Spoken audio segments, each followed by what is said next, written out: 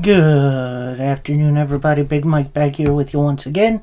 Welcome back to Big Mike Talks, where I'm going to be reviewing WWE Bad Blood. Yes, I know I'm a little bit behind on it. I do apologize. I've been watching the heck out of my Mets. Let's go Mets. Hit a home run, baby. Anyway, this review has been a long time coming. Sorry it's been so late. So we're going to start the review right here, right now.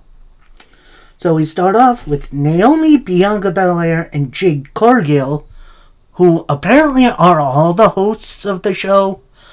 I don't know why a B-level pay-per-view needs hosts, but I guess it gives them something to do. Except, having a match. Anyway, pretty much say welcome to the show. We start off tonight with Hell in a Cell, which... okay, I would have had this at the main event, but, that's fine. We got Hell in a Cell, CM Punk versus Drew McIntyre. And now, if you've never seen Hell in a Cell, basically, big old cage with a roof, surrounds the ring, no DQ, and it's pinfall submission victory. We have CM Punk taking on Drew McIntyre. And I'm going to say this. I have my issues with Punk, but this was the right match to go in Hell in a Cell. This feud has been brutal, barbaric, and just... the only way this ends would be in this match. And I'm glad it's not a schedule thing like it used to be in the Vince era where, here's Hell in a Cell. We're going to see about 8 of these on the night. Now, it's just one, and it's a very appropriate feud. And to say they used every tool in the box, yeah, they used the toolbox as well, including CM Punk. Now, at one point, we see CM Punk looking to set up a table. One of the legs comes off. Now, I have seen reports that wasn't planned, but I got a funny feeling that was part of the plan. Lots of good things going down inside the cell. They never leave the cell, which I'm more than fine with. And they are also both just gushing blood, which feud like that needed. Anyway, Drew with white noise on the steel steps on the outside. He then pushes Punk and the steps to the inside, goes for the Claymore, hits his back on the steps, which, oh my god.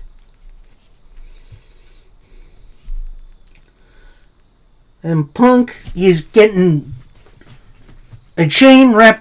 Finish comes with Punk looking to hit a big knee with a chain wrapped around it.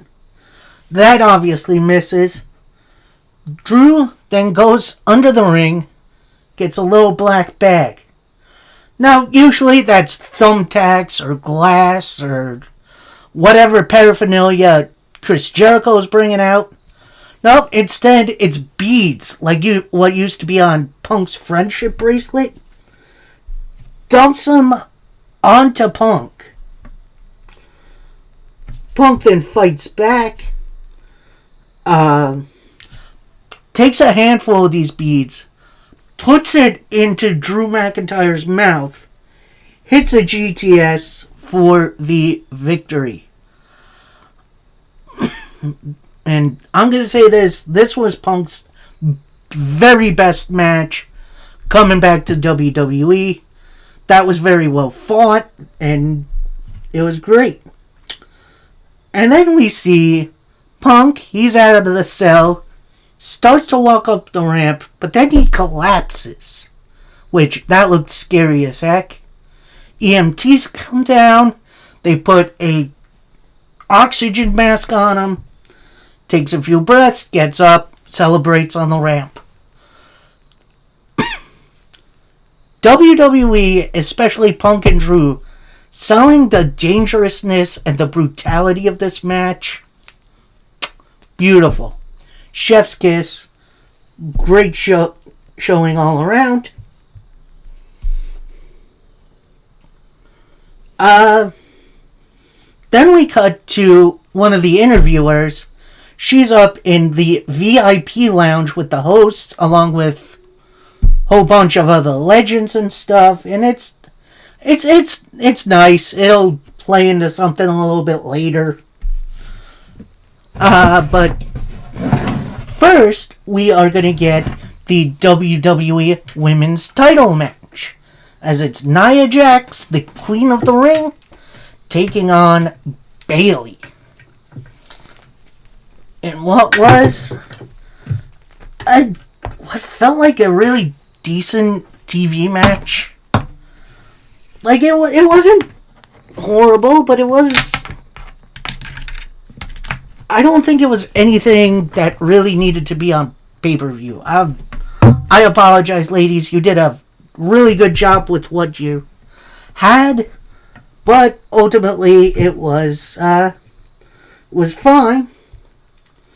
One point we see Bayley hit the Bayley to belly. That only gets a 2 count. Then at one point we see Bayley on the top rope. She's going for something. Nia Jax climbs up.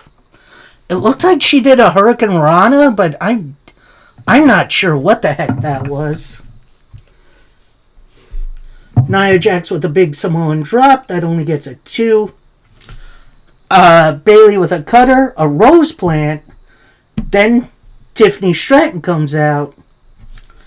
Hits Bayley with the case. She then looks down at it. Looks at Nia. Looks at Bayley. Looks at the ref. Tries to cash in. But then Nia sits up. They argue. Bayley with a roll-up. Only for a 2 count. And then Nia with an annihilator to pick up the win and retain her title.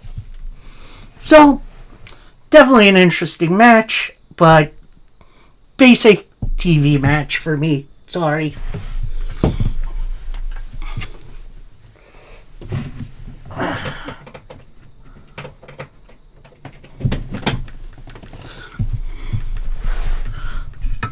We then get a video announcement for the upcoming SummerSlam, which is going to be over 2 nights at MetLife Stadium. That definitely should be interesting. Then we get Xavier Woods doing an ad read for the new Dragon Ball game, which honestly looks like a ton of fun. We then go to this next little matchup, as it's Finn Balor taking on Damian Priest. And while the match itself was good, it again could have main evented Raw. I don't know why this was on pay-per-view. There was definitely some really good back and forth, including a South of Heaven hit, but then the rest of Judgment Day come out, with JD giving Finn Balor a chair, goes for a chair shot, whiffs. Balor then goes up for a coup de grace, only gets a 2 count. With Priest then fighting off the Judgment Day, hitting a South of Heaven to pick up the win. And yeah, that was, again, it could have main evented Raw. It wasn't bad, but with the hype of it, I think it could have been better. I don't know. I know they're saving something for a later pay-per-view, but I don't know. I feel like this could have been handled way better. And then we get a little preview of Raw coming up on Monday. We'll get into that a little bit later. Then we go to Triple H's big announcement, which was previewed ahead of the pay-per-view. Basically saying, hard to believe it's been 30 years since I lived here in Atlanta. And in 94, I was terrorizing WCW. Low on the nose there, Hunter. I like that. But we're here tonight to make some history. It's the 60th sellout of WWE in 2024. Thank you for that. And in the middle of this historic event, I'd like to talk about our next event, Crown Jewel in Saudi Arabia. And I'm like, oh no. And this year, we're going to make history. It's the beginning of a new era, as we're going to have the WWE Champion take on the World Champion in both the men and the women's division. Neither title will be on the line. Instead, they'll get this. He unveils the Crown Jewel Championship. It signifies who the best of the best really is, and blah, blah, blah. I was hoping this was going to be the women's mid-card titles. It has been so needed for these women. Instead, we get the Blood Money belt, which is... It's going to be the same as the greatest Royal Rumble belt Braun Strowman had. It won't be canon anytime else, except for Saudi Arabia. Which, it's dumb. Anyway, out comes Gunther, saying how beautiful the title is. It really isn't. I had my victory against Orton at King of the Ring in Saudi Arabia. And I'm going to do the same with this tonight. But first, on Monday, I'm going to defend my title against Sami Zayn. And be honest, people like Sami are not cut out to be on top. Perhaps a little dig at current AEW champion Bryan Danielson. Which, that's a little dig. But enough of that. As a future legend, I want to put the spotlight on the legends here today. Bill Goldberg, who has been sitting front row since the event started. I'm really happy we could meet, but I wanted to clarify something. While you are on my Mount Rushmore, I said you are on my Mount Rushmore of wrestlers. That's not true. How could be a champ of my caliber be impressed with a one-trick pony like you? Ooh. And some serious advice for Gage. Bill is probably a better father than he was a wrestler. At that point, Bill Goldberg takes off his hat, takes off his jacket, jumps the ramp, jumps the guardrail, rail.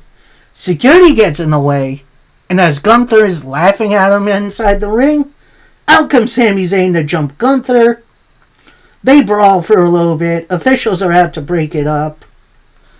And then we finish the segment with Triple H in the ring with Bill Goldberg raising his hand. And, oh, God, I got a bad feeling. I personally do not need to see another Bill Goldberg match as long as I live. He had his fun in his initial return run, in which I enjoyed that. I thought that was fun. Finish it up with Brock Lesnar. And while not a great technical match, it was pretty much finisher spamming at its finest. It was fun. It was interesting, at least. And then he just kept coming back. Buried Kevin Owens for the Universal title. Almost killed The Undertaker. And buried Bray Wyatt. May he rest in peace. Why do we want him to come back again? Like, I know he said he wants a retirement match in WWE. I don't need to see it.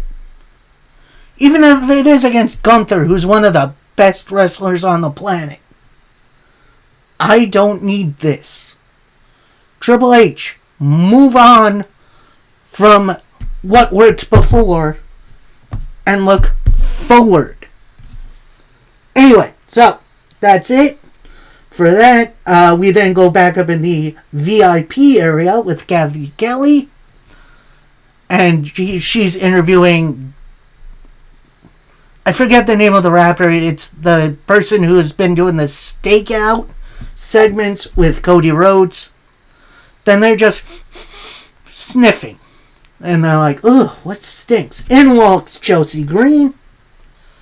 With Naomi saying, girl, you shouldn't be here. You stank. You need a shower. Chelsea Green goes to go with Piper Niven. She is then told, no, Piper can stay. She's good. And then Chelsea Green just storms off on her own. Are we about to see the breakup of Niven and Chelsea Green? That'd be a little sad because they work really, really good together. But maybe it's about time. And then we get to our next match, thank goodness. And it's for the World Women's title as Liv Morgan defends against Rhea Ripley with Dominic Mysterio hanging in a shark cage. It has definitely been a little while since we got a shark cage match. And yeah, that's fun. So Dom gets led into the shark cage by officials. Before he's raced up, Rhea Ripley gets on the mic and says, Dom, I gotta reveal one last secret for you. I remember you're afraid of heights. That's when the cage lifts up in the air, the bell rings, and the match starts. And again, it wasn't a bad match, but it didn't really feel pay-per-view worthy. Like, the moves were smooth. One point, Liv blocked a riptide. Then Rhea hits the Razor's Edge. Then Dom somehow gets the shark cage door open. I don't know if he had a lockpick or something on him. But yeah, he's there with the cage door open. Rhea then sees him, gives him a little wave, hits a frog splash onto Liv, only for a 2 count. Locks in the prison lock. Liv gets in the ropes. Liv then rolls to the outside. Dom is then kind of looking over the edge. And then I don't know what gets him out, but he falls. But is only stopped with the chain that he's locked to the cage to, which, that was a scary moment. Rhea then hits a riptide onto Liv, gets back in the ring, says to the ref, who is wearing ref cam again, which, don't really love that, I'm going to go take care of something. You keep Liv here. She goes out of the ring, gets a kendo stick, starts beating on Dom like a dang piñata, which, that was definitely funny. But then something weird happens. As Raquel Rodriguez makes a return, she attacks Rhea Ripley from behind. And bell doesn't ring. Then they get back in the ring. Bell then rings. Raquel hits the Tijuana bomb.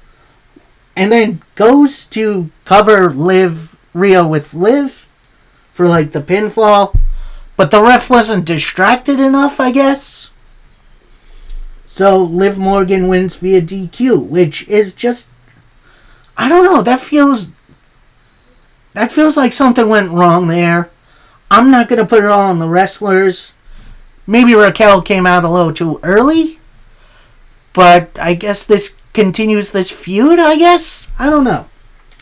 I guess it keeps Rhea away from the world title for a little bit as she deals with Raquel. Although, we'll see that on Raw. We then get one more clearer hype video for the debut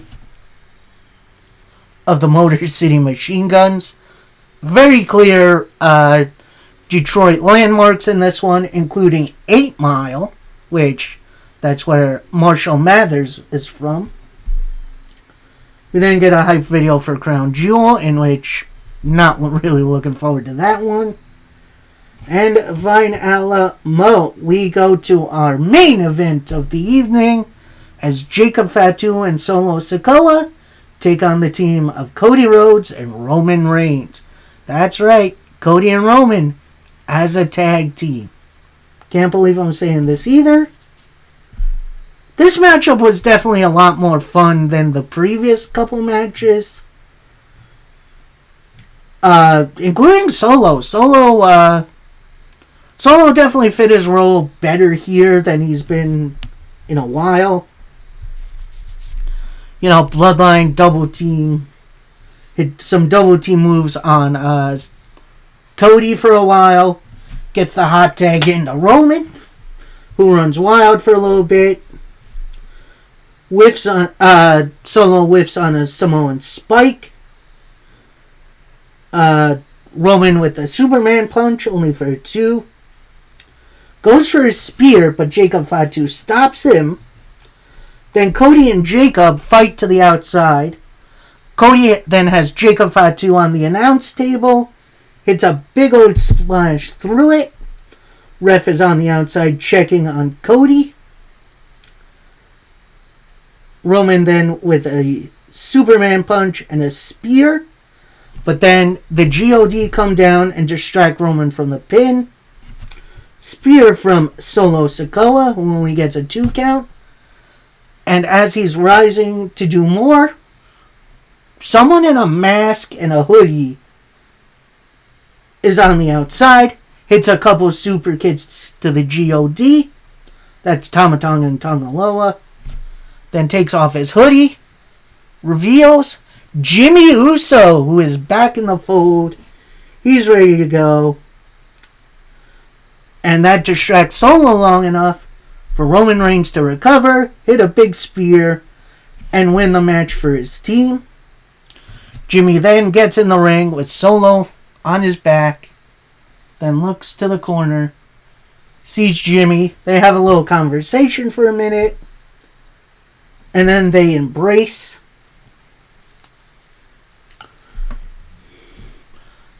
Then Roman Reigns turns to Cody Rhodes, points to his title. And then Roman and Jimmy leave the ring. Then the New Blood gets back in the ring, attacks Cody from behind. Then you see Roman and Jimmy conversating, with Jimmy finally convincing Roman to help out. They get back in, clear the ring of the Bloodline. And then as they're kind of celebrating, Roman Reigns sees his former championship on the ground, goes over, picks it up, holds it in his hands, looks at it, presents it back to Cody Rhodes. So, nice little moment there.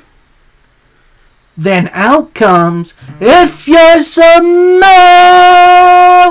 it's the final boss, The Rock. He comes out on the stage, does the people's eyebrow. 1, 2, 3, and that's it. Like, he didn't say a word. He just did those 2 or 3 things and then left. So it looks like the final boss has some victims to pick off. And honestly, I am all here for it. I cannot wait to see what WWE does in the future, because it's definitely getting exciting. Overall, this show was kind of middle of the road. It didn't have the same energy other pay-per-views did. And maybe that's because the other B-level pay-per-views like Elimination Chamber, etc., have been overseas with a much harder crowd than what we got in Atlanta. The energy just wasn't there. Best parts of the show, obviously, were the Hell in a Cell match, and The Rock coming out. The worst parts? It was all one segment. The Crown Jewel title reveal and the potential of Bill Goldberg in a wrestling ring again. So, yeah, that was my review. Hope you guys enjoyed. Let me know in the comments what you thought of Bad Blood. And tell me what you're looking forward to in the near future. And until next time, happy wrestling, everybody. Peace.